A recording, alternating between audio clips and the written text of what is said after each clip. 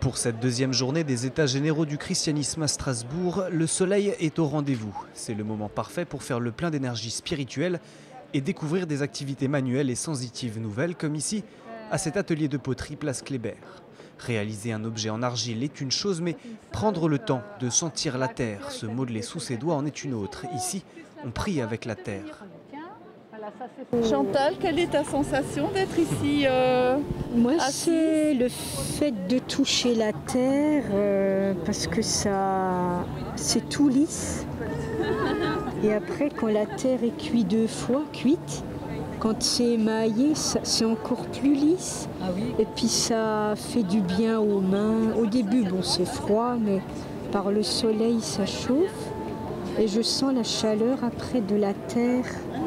Nous avons confectionné un bol qui est le premier objet qui a été confectionné par les humains. Donc c'est vraiment, voilà, c'est ça, ce bonheur de partager avec les gens. À quelques mètres de là, un autre groupe assiste à la récitation des psaumes, ces prières poétiques et envoûtantes qui ont conquis le public et le bercent dans la réflexion. Saint du Seigneur, adorez-le. Rien ne manque à ceux qui le craignent. Des riches ont tout perdu. Ils ont faim.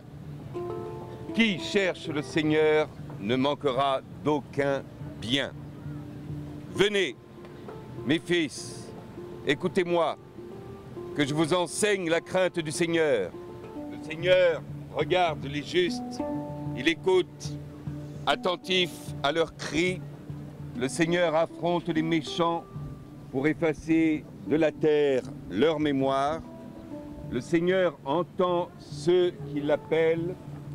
D'autres encore profitent des leçons de relaxation de Céline Campetto, artiste et thérapeute corporelle.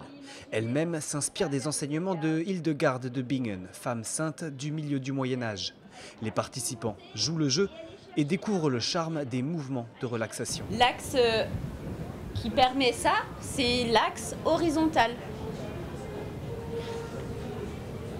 Donc là, c'est le moment où on prend bien conscience qu'il y a d'autres gens, puisque si j'ouvre mes bras et qu'il y a quelqu'un à côté de moi, je vais le toucher. Mais ça fait partie justement de ça.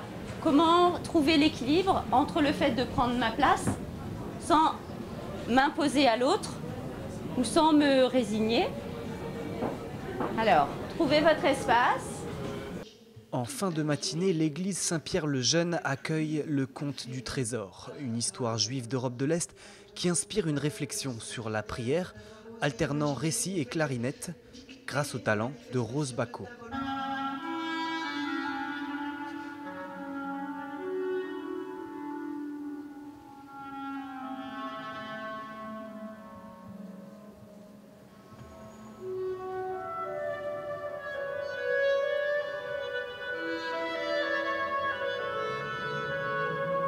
J'aime bien ce conte car il nous permet de nous poser la question de quoi est faite notre prière finalement. Est-ce que nous n'avons pas tendance à attendre de Dieu qui réponde à notre prière et au cas où il n'y répondrait pas, est-ce que nous conditionnons pas notre foi à cette réponse?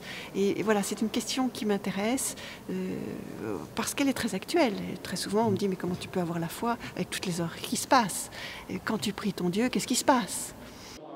Mais les questions théologiques n'ont pas le monopole aux États généraux du christianisme. À la salle de l'Aubette, l'écologie fait son entrée. Les questions de transport, d'énergie, d'alimentation et d'agriculture sont au cœur du débat.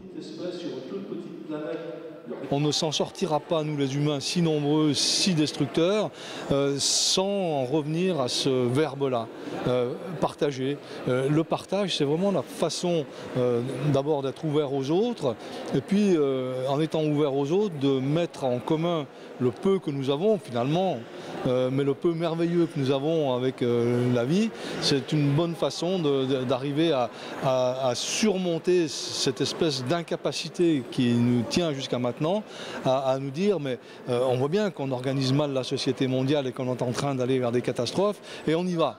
Non. Alors si on essaye de se dire que c'est avec les autres, par le partage, qu'on arrivera à trouver les bonnes solutions, des solutions équilibrées, des solutions sages, à ce moment-là, je dis allons-y, partageons. À l'église réformée, le bouclier, 3 pasteurs racontent leurs expériences personnelles de croyants et se confrontent aux interrogations de l'Assemblée. La foi se vit-elle seule ou en groupe? Peut-on aller à la recherche de la foi ou est-ce un don? Les discussions se multiplient et les participants en ressortent rassasiés. C'est extrêmement réjouissant de retrouver une salle qui est pleine, avec plein de questions aussi, des gens qui ont envie de partager des choses. Très bonne préparation, non, c'est super.